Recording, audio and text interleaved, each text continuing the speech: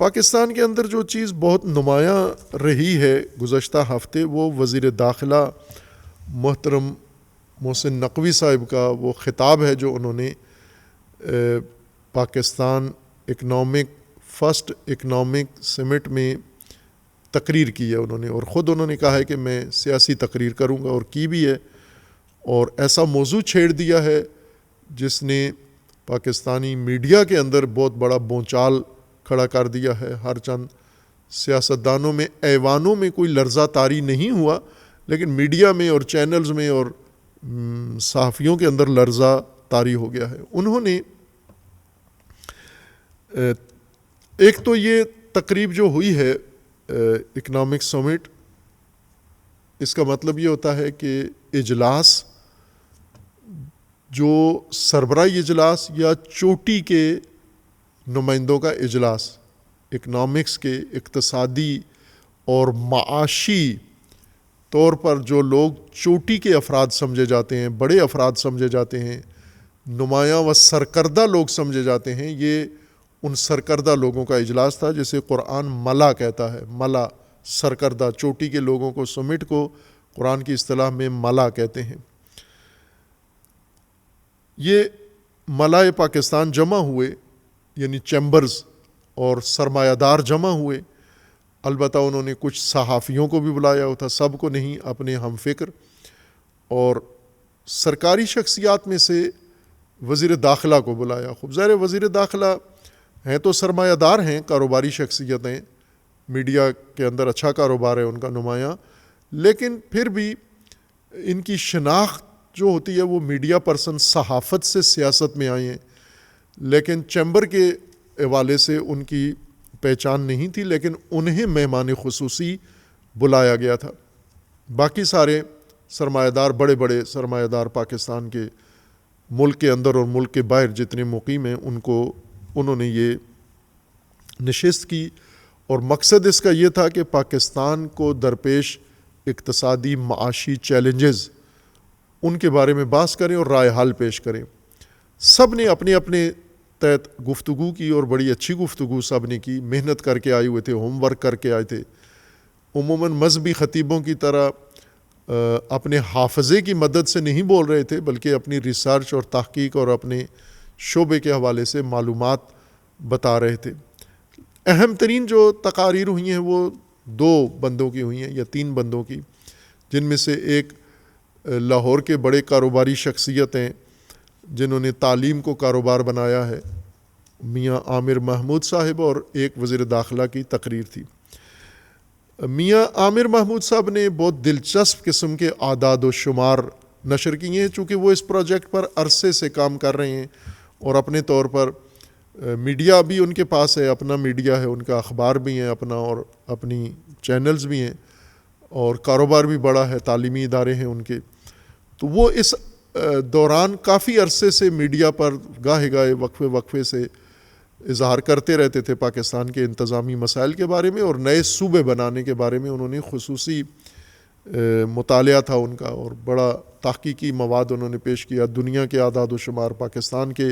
اعداد و شمار بڑے دلچسپ ہیں، وہ اعداد و شمار کسی موقع پہ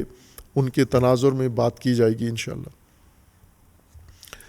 چونکہ ہمارے پاس تو ایسے وسائل نہیں ہیں، یہ اعداد و شمار ہمیں چاہیے ہوتے ہیں ایک طالب علم کی حیثیت سے، لیکن ہمارے پاس ایسے وسائل نہیں ہیں کہ یہ سروے کروا سکیں، یا جو ادارے سروے کرواتے ہیں ان سے رزلٹ لے سکیں۔ مہنگے رزلٹ ہوتے ہیں، یہ ڈیٹا بہت ہی قیمتی ہوتا ہے، اور وہ ہمارے بس میں نہیں ہے۔ لہٰذا اس قسم کی شخصیات جب یہ ڈیٹا کسی بھی وجہ سے بتاتے ہیں تو یہ طلباء کے لیے بہت غنیمت ہوتا ہے۔ میں خود اپنے تئیں میں سمجھتا ہوں کہ یہ بہت قیمتی ڈیٹا تھا جو انہوں نے لیک کیا ہے کسی حد تک، جو طلباء کے بہت کام آ سکتا ہے اپنے مطالعات اور اپنے باقی سوچ میں۔ لیکن زیادہ اہمیت میڈیا نے وزیر داخلہ صاحب کی تقریر کو دی ہے، جس میں پوری تقریر میں ایک جملہ ان کو اٹھایا گیا ہے کہ نئے یونٹ بننے چاہیے، نئے صوبے بننے چاہیے۔ بس اس ایک جملے کو میڈیا نے اٹھا کے اور پھر اس کے اوپر باتیں شروع کیں، تنقید شروع ہوئی، حمایت شروع ہوئی، اور جو میڈیا کا غیر سنجیدہ انداز ہے وہ انہوں نے شروع کیا ہے اور ابھی جاری ہے۔ لیکن میں نے ان کی پوری تقریر سنی ہے، جو انہوں نے اس چوٹی کے سرمایہ داروں کے اجلاس میں کی ہے، وہاں پر پوری تقریر لفظ بلفظ سنی ہے ان کی، اور اس تقریر کا ہر جملہ ہیڈ لائن بن سکتا ہے، چونکہ انہوں نے نپی تلی تقریر کی ہے، باقاعدہ پہلے سے پوائنٹ نوٹ کیے ہوئے تھے، اور ظاہر عرصے سے اس سمیٹ کے لیے یا اس تقریر کے لیے تیاری تھی، ماحول بنایا گیا تھا، لہٰذا انہوں نے اضافی گفتگو نہیں کی۔ مجھے نہیں لگا کہ ان کی تقریر میں کوئی تکرار ہو یا اضافی لفظ انہوں نے حتیٰ ایک لفظ بھی اضافی استعمال کیا ہو، ہر چیز نپی تلی اور ٹائم کے اندر انہوں نے جامع گفتگو کر دی اور ساری بات بتا دی انہوں نے۔ میڈیا کو ایک جملہ اس میں سے پسند آیا اور انہوں نے اس کو اچھال دیا کہ یہ ساری، ممکن ہے ایسا ہی ہوا ہو کہ باقی ساری گفتگو خطبے کی حیثیت رکھتی ہے، تمہید ہے، اور اصل مضمون یا بند جو پڑھنا تھا وہ یہی نئے صوبے بنانا تھا، لیکن ان کی تقریر کے سارے ہی مطالب بہت اہم مطالب تھے۔ انہوں نے سب سے پہلے جو بات کی ہے وہ یہ کہ یہ نظام ڈہ چکا ہے، ہمارا انتظامی نظام اور سیاسی نظام ملک کا کولیپس کر گیا ہے، ڈہ گیا ہے، تباہ ہو گیا ہے، بیٹھ گیا ہے، ناکارآمد ہو گیا ہے۔ خوب یہ وہ بات ہے جو سب کر رہے ہیں، جو بھی سنجیدگی رکھتا ہے ملک کے اندر، سب یہ بات کر رہے ہیں کہ یہ نظام فیل ہے، یہ نظام ناکام ہے، یہ جو آپ چلا رہے ہو زور زبردستی سے، یہ وہ بات ہے کہ ایک لطیفے کے طور پہ کہ کسی شخص نے مرغی خانہ بنایا ہوا تھا اور اس کے مقابلے میں اس کے دوست نے بھی مرغی خانہ بنایا ہوا تھا، تو یہ دونوں جب آپس میں بیٹھتے تھے بات چیت کرتے تھے کہ میری مرغیاں کیا کرتی ہیں، تیری مرغیاں کیا کرتی ہیں، تو ایک دوست نے کہا کہ میری مرغیاں تو 2 انڈے دیتی ہیں، تو اس کی مرغیاں 1 انڈا روزانہ دیتی تھیں، تو اس کو بڑا تعجب ہوا، تو اس نے کہا کہ یہ کیسے ہے، کیسے تیری مرغیاں 2 انڈے دیتی ہیں؟ اس نے کہا میں نے مرغیوں کو وارننگ دی ہوئی ہے کہ جس مرغی نے بھی 1 انڈا دیا اس کو ذبح کر دیں گے اور پکا لیں گے، کھا لیں گے، لہٰذا جس نے جان بچانی ہے 2 انڈے دے۔ تو اس دن سے ساری مرغیوں نے 2 انڈے دینا شروع کر دی۔ تو یہ جو دوسرا اس کا رقیب تھا، اس نے بھی آ کے اپنی مرغیوں کو یہ وارننگ دی کہ کل سے سب نے 2 انڈے دینے ہیں، جس نے 1 انڈا دیا تو اس کو پکا کے کھا لیں گے۔ تو دوسرے دن گیا تو بہت خوش ہوا کہ اس کی مرغیوں نے بھی 2 انڈے دیے ہوئے تھے، صرف ایک نے 1 انڈا دیا تھا، اور یہ اس کے پاس گیا ناراض، غصے میں بفرا ہوا، اور اس نے جا کر کہا کہ تیری تو شامت آ گئی، تو نے 1 انڈا کیوں دیا ہے؟ تو اس نے مرغی نے اس کو جواب دیا کہ مالک ناراض نہ ہو، اپنے غصے پہ قابو رکھو، میں اصل میں مرغا ہوں، یہ تمہارے احترام میں 1 انڈا میں نے دے دیا یا تمہارے خوف سے دے دیا ہے، ورنہ انڈے دینا میرا کام نہیں ہے۔ یہ کام پاکستان میں ہو رہا ہے کہ یہ ڈنڈے سے یہ 1 انڈا دے رہے ہیں، یہ نظام جو چل رہا ہے ڈنڈے کے زور پہ چل رہا ہے، ورنہ نظام بیٹھ چکا ہے، آج نہیں بیٹھا ہوا، شروع سے ہی بیٹھا ہوا ہے یہ نظام۔ جس طرح سے روزانہ بعض میں صحافیوں کو دیکھتا ہوں کالم لکھتے ہیں کہ یہ نظام تو اسی وقت سے بیٹھ گیا تھا جب سکندر مرزا نے یہ کیا تھا، یہ نظام تو اسی وقت بیٹھ گیا تھا جب ایوب خان نے یہ قدم اٹھایا تھا، یہ نظام تو اسی وقت بیٹھ گیا تھا جب بھٹو نے یہ غلطی کی تھی، یہ نظام تو اسی دن بیٹھ گیا تھا جب ضیاء الحق نے یہ کام کیا تھا۔ یعنی پرانا بیٹھا ہوا نظام ہے، اور یوں نہیں کہ وزیر اعلیٰ صاحب بھی کہہ رہے ہیں کہ ابھی بیٹھا ہے، وہ بھی یہی کہہ رہے ہیں کہ پرانا بیٹھا ہوا نظام ہے۔ فقط یہ کہ چونکہ طاقتور وزیر ہیں، ان کو جرأت و شجاعت مل گئی ہے اظہار کرنے کی، باقیوں میں کھل کے اتنی طاقت نہیں ہے، چونکہ دلیری انسان کو 2-3 جگہ چاہیے ہوتی ہے، ایک فیصلہ کرنے میں اور ایک اظہار کرنے میں۔ اظہار کرنے میں ہم آزادی مانگتے ہیں، لیکن آزادی مل بھی جائے تو بھی اظہار نہیں کرو گے، چونکہ آپ کے اندر دلیری نہیں ہے اظہار کی، شجاعت نہیں ہے آپ کے اندر اظہار کی۔ یہ مذہبی لوگ، یہ جو آزادی مانگتے ہیں، یا سیاسی لوگ، اگر تمام پاکستان کے سیاستدانوں کو یا حتیٰ صحافیوں کو جو اظہار بیان کی آزادی مانگتے ہیں، اظہار رائے کی آزادی مانگتے ہیں، ان کو مکمل آزادی دے جائے پھر بھی یہ اظہار نہیں کریں گے، کیونکہ ڈرتے ہیں، بزدل ہیں۔ اظہار کے لیے آزادی کے ساتھ دلیری بھی چاہیے ہوتی ہے، شجاعت بھی چاہیے ہوتی ہے۔ آزادی کافی نہیں ہے۔ آپ دیکھیں علماء واقعاً قرآنی دین پیش کرتے ہیں لوگوں کے سامنے، خوف کی وجہ سے نہیں کرتے، آزاد ہوتے ہوئے بھی نہ کہ آزادی نہیں ہے، دلیری نہیں ہے، ان کے اندر جرأت نہیں ہے. اسی طرح سیاستدانوں کے اندر جرأت نہیں ہے کہ وہ اظہار حق کر سکے. وزیر اعظم صاحب نے اظہار کر دیا، چونکہ طاقتور ہیں، انہیں پتہ ہے کہ نہ میڈیا اور نہ غیر میڈیا میرا کچھ نہیں بگاڑ سکتا، نہ سیاسی جماعتیں. اس وجہ سے انہوں نے یہ کہہ دیا کہ یہ نظام ڈھہ چکا ہے اور اس کو تعمیر نو کی ضرورت ہے. تعمیر نو کے لیے انہوں نے سرمایہ داروں کو دعوت دی ہے کہ آپ سیاست میں آئیں. اصل جو توجہ طلب جملے ہیں وہ میں نے کہا ہر جملہ ہی ان کی تقریر کا توجہ طلب ہے، چونکہ جو کچھ انہوں نے تقریر کی ہے وہ تقریر نہیں تھی، وہ پلاننگ تھی اور وہ منصوبہ تھا، وہ ڈاکٹرائن تھی، وہ انہوں نے پیش کی ہے اور اسی پر اب عمل ہوگا. آگے جو وقت چلے گا انہی کے مطابق ہوگا. اگرچہ باقی جملوں کو آپ تمہید کہہ لیں یا خطبہ کہہ لیں اور اصل جملہ صوبوں کی تبدیلی، لیکن صوبوں سے زیادہ نظام خراب ہے اور صوبوں سے زیادہ اس کی مرمت کی ضرورت ہے، اور انہوں نے بھی صوبوں سے آگے بات کی ہے، صرف صوبوں کی حد تک بات نہیں کی. ایک تو انہوں نے کہا ہے کہ یہ جو سیاسی اکھاڑا بنا ہوا ہے جس کے اندر انہوں نے نہیں کہا، لیکن یہ جو انہوں نے صاف ستھرے سرمایہ داروں کو کہا جو پیسہ بنانا جانتے ہیں، جو 100 کا 10 کا 1000 بنا لیتے ہیں، جو 100 کا لاکھ بنا لیتے ہیں، انہیں کہا کہ آپ آئیں. اور انہیں کہا کہ آپ باہر بیٹھ کر ڈونیشن دیتے ہو تو اندر کیوں نہیں آتے ہو، سیاست میں کیوں نہیں آتے ہو. لہٰذا انہوں نے نئے نظام میں پورا بتا دیا ہے. اور کیوں انہوں نے کہا ہے کہ نئے یونٹ بنیں گے، جتنے ڈویژن ہیں یہ سارے صوبے بن جائیں گے اور ان کے وزیر اعلیٰ تم ہوں گے. ان سرمایہ داروں کو کہا، ان چیمبرز کے عہدیداروں کو کہا کہ نئے صوبے اور نئے ڈویژن میں تم وزیر اعلیٰ ہوں گے. مثلا 22 صوبے بنیں گے تو 22 وزیر اعلیٰ ہوں گے، اور چیمبر ممبران اتنے ہی ہیں تو اتنے جتنے آپ ہیں اتنے ہم صوبے بنا دیں گے آپ کے لیے، آپ وزیر اعلیٰ ہوں گے. یعنی سب سے جو بنیادی بات تھی وہ یہ کہ سیاستدان جو اس وقت ملک میں کسی بھی پارٹی کے نام پر حکومت کر رہے ہیں یا حکومت سے باہر ہیں، یہ ملک نہیں چلا سکتے. انہوں نے کولیپس کر دیا ہے، یہ کرپٹ ہیں، یہ قابل اعتماد نہیں ہیں. سرمایہ دار قابل اعتماد ہیں، چونکہ وہ سرمایہ بنانا جانتے ہیں، وہ اقتصادی نظام چلانا جانتے ہیں، وہ اپنا کاروبار چلانا جانتے ہیں، اس لیے ملک بھی سرمایہ دار بہتر چلائیں گے.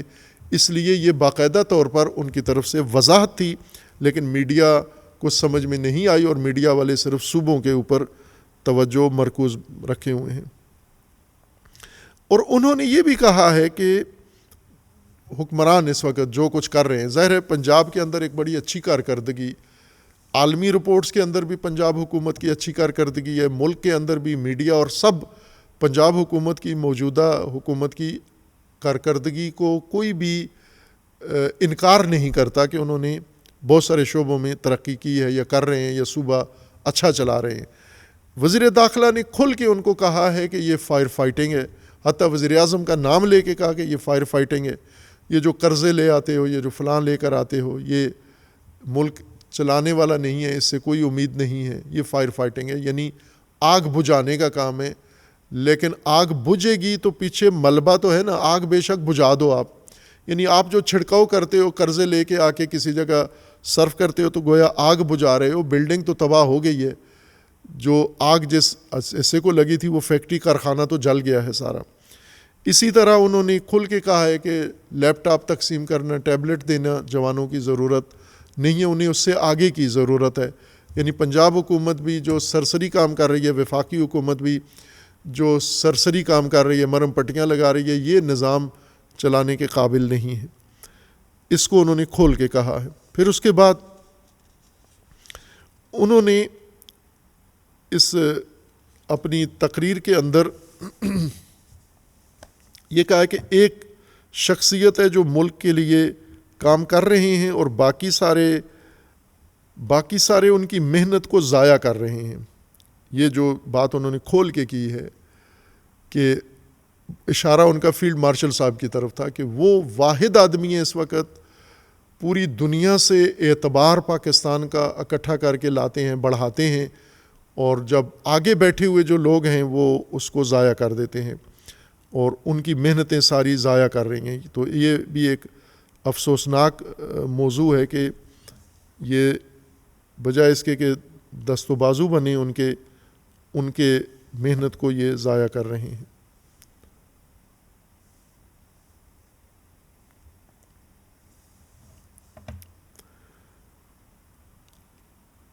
یعنی فیلڈ مارشل صاحب اس وقت جو ملک بچانے کے لیے مختلف میدانوں میں فعالیت کر رہے ہیں عالمی سطح پر،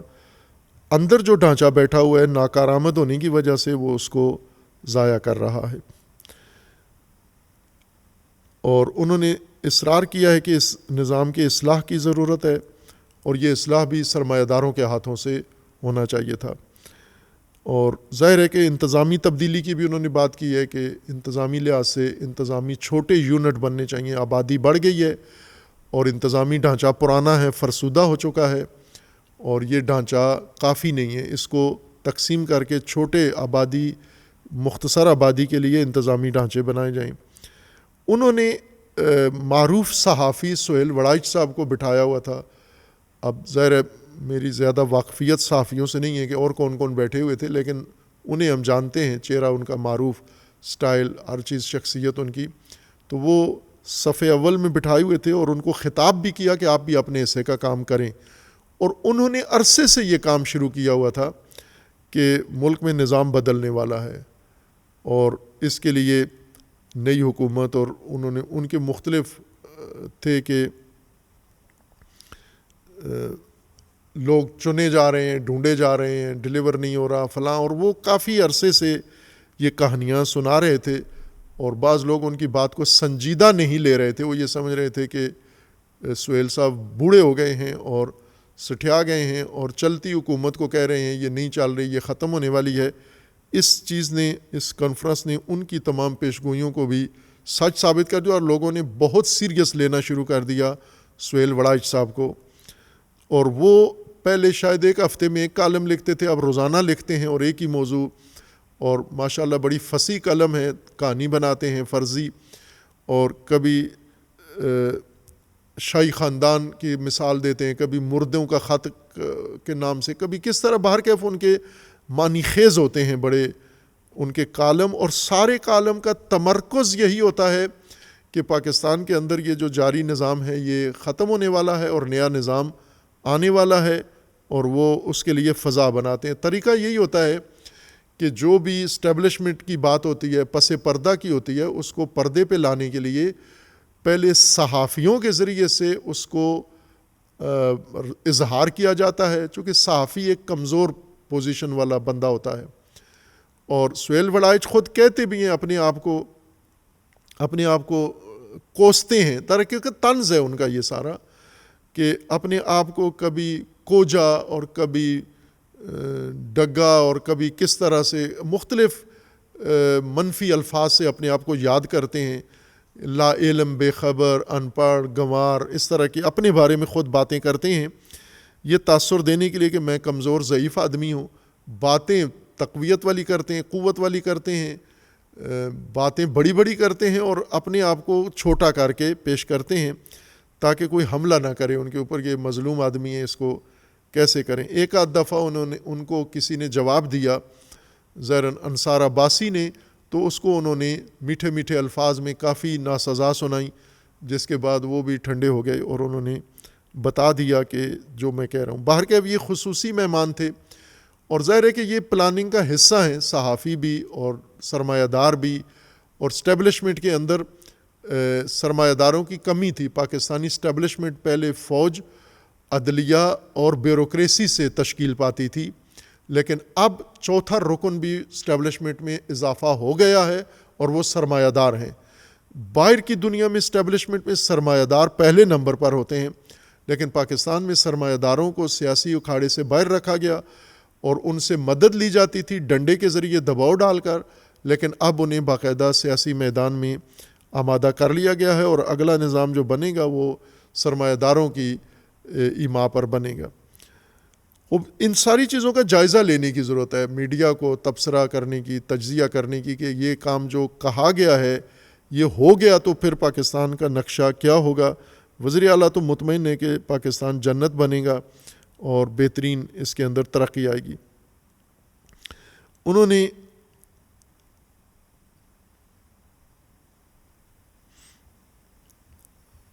بھلے سیاستدانوں کے بارے میں بھی بہت کچھ کہہ دیا، نظام کے بارے میں بھی بہت کچھ کہہ دیا، اور جو ہونا ہے اس کے بارے میں بھی انہوں نے کہہ دیا ہے۔ ظاہر ہے یہ جو کچھ انہوں نے نشاندہی کی ہے وزیر داخلہ صاحب نے کہ پاکستان کا نظام فیل ہو چکا ہے، پاکستان کا نظام بیٹھ چکا ہے، پاکستان کا نظام تباہ ہو چکا ہے، یہ مبالغہ نہیں ہے، یہ درست بات کی ہے انہوں نے۔ جو بھی اس بات سے اختلاف، مثلا کچھ لوگ ان کو جواب دیتے ہیں کہ آپ بھی تو اسی نظام کا حصہ ہیں، تو یہی تو ان کی خوبی ہے کہ وہ اس نظام کا حصہ ہو کے کہہ رہے ہیں کہ یہ تباہ ہو چکا ہے، ورنہ انہیں تعریفیں کرنی چاہیے تھی۔ چونکہ میں وزیر داخلہ ہوں، اور جب سے میں وزیر داخلہ ہوں اس دن سے پاکستان دنیا کا بہترین ملک بن گیا، یہ بات نہیں کی انہوں نے۔ ہمیں یہاں جامعہ میں تجربہ ہوا ہے کہ جامعہ میں کوئی بھی نیا بندہ جب ہم رکھتے ہیں تو وہ آ کے سب سے پہلے یہ ثابت کرتا ہے کہ مجھ سے پہلے ہر چیز تباہ تھی، ویران تھی، یہ جس دن سے میں آیا ہوں اس دن سے تھوڑے حالات بہتر ہونا شروع ہوئے۔ یہ عموماً نفسیات ہے لوگوں کی کہ اپنی کامیابی بتانے کے لیے آپ ویرانی، دوسروں کی ویرانی ذکر کرو۔ جس طرح سے ایک تبصرہ پاکستان کی معروف شخصیت مولانا طارق جمیل صاحب نے جذبات میں آ کے پاپولر کے مدح میں یہ کہہ دیا تھا کہ پاپولر کو جب حکومت ملی تو ایک ویران کھنڈر انہیں ملا تھا جس کو انہوں نے تعمیر کیا۔ اب معلوم نہیں، وہ تقریر میں تبلیغ میں زیادہ مصروف رہتے ہیں، نہ پاپولر سے پہلے کا شاید انہیں علم تھا، نہ پاپولر نے کیا کیا اس کا بھی علم نہیں تھا، اور انہوں نے کہہ دیا جذبات میں، جو ان کے لیے درد سر بھی بنا بہت، کہ پہلے ویرانی ثابت کریں تاکہ ان کی کامیابی ہو۔ ظاہر ناکام ترین حکومت تھی پاپولر صاحب کی، البتہ طاقتور ضرور تھی، طاقتور تھے، خطرناک تھے، سارا کچھ تھا، لیکن انتظامی لحاظ سے سب سے ناکام ترین حکومت ریکارڈز کے مطابق، ان کے اپنے بتائے ہوئے اعداد و شمار اور اپنی تقریروں میں انہوں نے کہا تھا کہ ناکام حکومتیں ہم نہیں کر سکے۔ لیکن انہوں نے کہا کہ ان سے زیادہ ویرانی تو دوسروں نے پیدا کی تھی۔ وزیر داخلہ نے یہ نہیں کہا کہ میں ایک ویران وزارت میں آیا ہوں اور میں نے آ کے اس کو آباد کر دیا ہے، اپنی وزارت کے 3 سال بعد کہہ رہے ہیں کہ ویرانی ہے اور ڈھہ چکا ہے، اس کو آئندہ ٹھیک کرنا ہے۔ تو انہوں نے یہ نہیں کہا کہ میرے آنے سے یہ بہتر ہوگی، یہ تاکہ انہیں یاد دلایا جائے کہ آپ بھی تو اسی کا حصہ ہیں، یا جس نظام میں آپ آئے ہیں اور 30 سالہ سفر 3 سال میں آپ نے طے کر لیا ہے، تو یہ خود اس نظام کی کمزوری کی علامت ہے کہ نظام کیسا ہے جس میں سیاستدان یا بڑے بڑے دعوے دار بیٹھے رہتے ہیں اور ایک نیا آدمی گھس کے صحافت سے سیاست میں آتا ہے اور وہ ملک کا دوسرا بڑا طاقتور انسان بن جاتا ہے۔ تو یہ خود نظام کی ناکامی کی علامت ہے۔ شاید اسی وجہ سے انہوں نے یہ اشارہ دیا ہے کہ نظام ناکام ہے اور اب اس کو ٹھیک کرنا ہے۔ اسی طرح انہوں نے جو نشاندہی کی ہے جس مسئلے کو بنیادی کہ نظام بیٹھ چکا ہے، یہ ٹھیک ہے، لیکن اب اس خرابی کی جو آگے تفصیلات ہیں وہاں پر انہوں نے اپنے منصوبے کو فقط فوکس کیا ہے۔ شروع میں جو بات کی ہے وہ بالکل 100% درست بات ہے کہ نظام ناکام ہے و فیل ہے۔ اب اس نظام کو ناکام کو سدھارنے کے لیے شعبے انہوں نے چنے ہیں، انتظامی شعبے یا فلاں فلاں، یا عامر محمود صاحب نے جو اعداد و شمار دیے ہیں کہ یہ کام ٹھیک کرنا ہوگا، یہ ظاہر اب ان کا منصوبہ ہے۔ جو جیسے ایک مریض کی طبیعت بگڑ گئی ہے بہت اور وہ آخری سانسیں لے رہا ہے، سانسیں اکھڑ چکی ہیں، تو آپ ڈاکٹر کے پاس لے جاتے ہیں، ڈاکٹر بھی کہہ رہا ہے کہ بہت حالت خراب ہے مریض کی، اور مریض کے ساتھی گھر والے بھی کہہ رہے ہیں مریض کی بہت حالت خراب ہے۔ اب رائے حل نکالتا ہے، ڈاکٹر کہتا ہے کہ اس کو وقتی طور پہ پیناڈول دے دو، آپ پیناڈول دے دو تو تھوڑی امید کرو پھر کہ شاید اس سے سمجھ آئے گی۔ یہی کام یہاں ہوا ہے، بیماری اتنی بڑی بتائی ہے ملک کی اور تجویز پیناڈول کیا ہے آپ نے اس کے لیے، چونکہ آپ کے منصوبے میں پیناڈول ہی شامل تھا کہ اگر ہم صوبے زیادہ بنا دیں اور سرمایہ داروں کو وزیر اعلیٰ بنا دیں تو سارے معاملات ٹھیک ہو جائیں گے۔ سرمایہ دار کس کو کہتے ہیں؟ یہ بات بھی میڈیا والے یا عوام کے ذہن میں ہونی چاہیے. وزراء وزیر داخلہ تو جانتے ہیں، ظاہر ہے انہوں نے یہ بات کی ہے تو سمجھتے ہیں، لیکن میں عام اپنے جیسے لوگوں کے لیے عرض کر رہا ہوں کہ سرمایہ دار اور جو خدمت گزار ہوتا ہے اس میں فرق کیا ہوتا ہے. سرمایہ دار وہ ہوتا ہے، حکمرانی میں سرمایہ دار وہ ہوتا ہے جو بیت المال کو اپنا ذاتی مال بنانا جانتا ہے. آپ نے یہ کہا ہے کہ سرمایہ دار اس کو کہتے ہیں جو 10 روپے کے 100 روپے بنا لیتا ہے، یہ ایسا ہی ہے، لیکن اس میں یہ آدھی بات ہے. آدھی بات یہ ہے کہ وہ ملک کے سارے بیت المال کو اپنا ذاتی مال اور اپنے خاندان کا مال بنانے کا ڈھنگ جانتا ہے. یہ سرمایہ دار ہے. سرمایہ دار ملک نہیں سنوارتے، سرمایہ دار ہمیشہ اپنا کاروبار سنوارتے ہیں، اپنا خاندان سنوارتے ہیں، اپنی نسلیں سنوارتے ہیں. آپ نے نہیں دیکھا ہوگا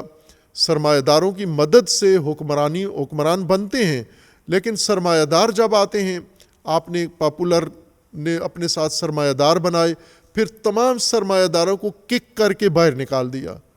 اور نکال کے پھر اس کی جگہ پر دوسرے لے، اور آخر کار جب جیل میں گئے تو سرمایہ داروں کے بجائے وکلاء کو اپنی پارٹی دے کر جیل چلے گئے. سرمایہ داروں کے حوالے نہیں کی، چونکہ یہ بات انہیں پتہ تھی کہ سرمایہ دار کسی بھی قوم، ملک، مذہب کا ہو، سرمایہ دار کا ایک ہی مذہب ہوتا ہے سرمایہ، اور سرمایہ بھی نہ ملک کا، سرمایہ ذات کا. لہٰذا سرمایہ داروں کو جب دیں گے تو وہ تو اپنا مال بنانے کی مہارت رکھتے ہیں. اصل جو چیز آپ کو چاہیے وہ حکمرانی چاہیے، حکمرانی کا ماڈل چاہیے، جو نہیں ہے پاکستان کے پاس. حکمرانی کا صحیح ماڈل نہیں ہے. حکمرانی کا صحیح ماڈل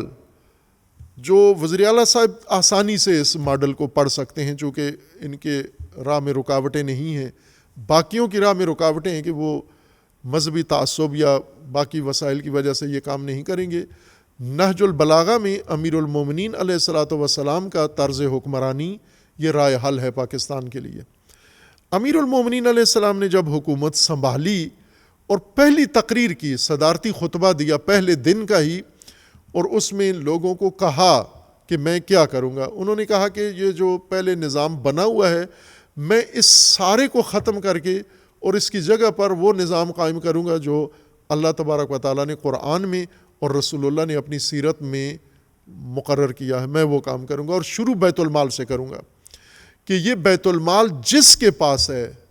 نام کسی کا نہیں لیا لیکن اشارہ سب کی طرف کر دیا کہ جس کے پاس بیت المال ہے، یہ بیت المال میں اس کے گلے سے، پیٹ سے بھی نکال کے واپس بیت المال میں، خزانے میں جمع کروں گا. اور فرمایا کہ اگر یہ عورتوں کا جہیز بن چکا ہے بیت المال تو میں وہ بھی واپس نکال کے لے آؤں گا. اور شروع انہوں نے خلیفہ کے گھر سے کیا، خلیفہ سوم کے گھر سے، کہ جتنا بیت المال جس کا ریکارڈ تھا، رجسٹر پہ لکھا ہوا تھا کہ خلیفہ اور ان کے خاندان والے یا ان کے ساتھیوں نے کتنا چیزیں کیا کیا بیت المال سے لی ہیں، وہ ساری ایک ایک کر کے انہوں نے واپس بیت المال میں امیر المومنین نے منتقل کروائیں. اور اسی وجہ سے باقی لوگ امیر المومنین کے مخالف ہو گئے اور ان کے خلاف جنگیں شروع کر دیں، چونکہ انہیں پتہ تھا کہ ہم نے جو کچھ جمع کیا اب سارا ہاتھ سے نکلنے والا ہے. تو ملک سرمایہ داروں کو دینے سے کوئی فرق نہیں پڑے گا، شاید زیادہ تباہی ہو جائے گی جو سیاستدانوں نے مچائی ہے. اور اصل طریقہ یہ ہے کہ جس طرح علامہ اقبال نے فرمایا کہ گریز از طرز جمہوری غلام پختہ کاری شو. علامہ اقبال فرماتے ہیں کہ کسی پختہ کار کی غلامی کرو، اس کو حاکم مانو، اور جو عادل ہو، جو واقف ہو، جو اس درجہ عدالت قائم کر سکتا ہو، امیر المومنین جیسی حکمرانی کر سکتا ہو، اس کا دامن تھام لو. گریز از طرز جمہوری. اور بعد میں دلیل علامہ اقبال نے بڑی خوبصورت دی ہے کہ آپ اگر جمہوریوں کے ذریعے ملک بنانا چاہو گے کہ از 200 خر کار انسانی نمی آیت. یہ 200 بندے جن کو علامہ اقبال نے تشبیہ دی بڑی شدید اور توہین آمیز، کہا کہ یہ انسانی کام نہیں کر سکتے، ان سے ملک نہیں. آپ نے سیاستدانوں کو کہا کہ مل بیٹھیں. خوب الگ الگ کرپٹ ہیں سارے، مثلا فلاں جماعت بھی نہ فیل، فلاں جماعت بھی فیل، فلاں جماعت بھی فیل. خوب یہ 40 جماعتیں ہیں، یہ ساری الگ الگ کرپٹ ہیں، آپ کہہ رہے ہو سارے مل بیٹھو، خوب 40 کرپٹ مل بیٹھیں گے تو اصلاح ہو جائے گی ملک کی؟ جب بہت سارے فاسد لوگ الگ الگ تنہا فاسد ہیں، ملک لوٹ رہے ہیں، یہ سارے لٹیرے جمع کر دو تو یہ سارے عادل بن جائیں گے، یہ ملک سنوارنا شروع کر دیں گے۔ یہ نسخہ جو آپ نے دیا ہے پیناڈول، یہ نہیں ہے درد سر، یہ اس درد کا دوا نہیں ہے۔ اس کو آپ کو لینا چاہیے نسخہ جو حکیموں نے بیان کیا، جو امیر المومنین نے بیان کیا، جو رسول اللہ نے ذکر کیا ہے، اور جس کے نمونے ہر مسلک والے اپنا اپنا معیار پیش کرتے ہیں۔ اصل اس چیز کی ضرورت ہے، اور بہت ساری اور چیزوں کی ضرورت ہے۔ اگر آپ سرمایہ داروں اور سیاسی جماعتوں کے علاوہ، ہماری یہ تجویز ہے، پہنچے گی تو کہیں بھی نہیں لیکن ریکارڈ میں آ جائے، کہ آپ ملک سے کچھ ایسے افراد انتخاب کرو جن کا یہ سبجیکٹ ہو، جن کا یہ موضوع ہو، جو سماجیات کو سمجھتے ہوں، جو تاریخ کو سمجھتے ہوں، جو دین کو سمجھتے ہوں، جو سیاست کو سمجھتے ہوں، جو مدیریت کو سمجھتے ہوں، ہیں موجود ہیں ملک میں، یونیورسٹیوں میں ممکن ہے بیٹھے ہوں گے یا اداروں کے اندر بیٹھے ہوں گے، اپنے نجی کام کر رہے ہوں گے، لیکن ہیں، ان کو چنیں اور ان کو بٹھائیں کہ یہ ملک کے لیے کوئی چیز بنائیں، رائے حل بتائیں اور طرز حکمرانی بتائیں، اور وہاں سے آپ آغاز کریں۔ ورنہ ان سرمایہ داروں کو اکٹھا کر کے، سیاستدانوں کو اکٹھا کر کے جو بناؤ گے وہ وہی بنے گا جو پہلے انہوں نے نسخے تجویز کیے ہیں، فقط اپنی جگہ بنائیں گے۔ بہرکیف اس دونوں جو حضرات جنہوں نے تقریر کی ہے، وزیر داخلہ اور میاں عامر صاحب نے، ان کے تقریروں میں بہت مواد ہے، غور طلب مواد ہے۔ ایک طالب علم کی حیثیت سے میں نے کہا کہ کمتر یہ ڈیٹا لیک ہوتا ہے، اکثر میڈیا کے اوپر سیاستدانوں کے بیان اور ہوتے ہیں، غلط ہوتے ہیں، حقائق کچھ اور ہوتے ہیں، یہ کچھ اور کہہ رہے ہوتے ہیں۔ یہ پہلی دفعہ انہوں نے اصل صورتحال، اعداد و شمار بھی نشر کیے ہیں اور بتائے ہیں، البتہ اپنے منصوبے کے لیے میدان ہموار کرنے کے لیے، لیکن طلباء کو اس سے بڑی مدد ملی ہے۔ اپنی حد تک میں یہ عرض کر رہا ہوں کہ ہمیں اس سے سمجھنے کا کافی مواد ملا ہے، اور وقتاً فوقتاً انشاءاللہ اس کو پیش کرتے رہیں گے۔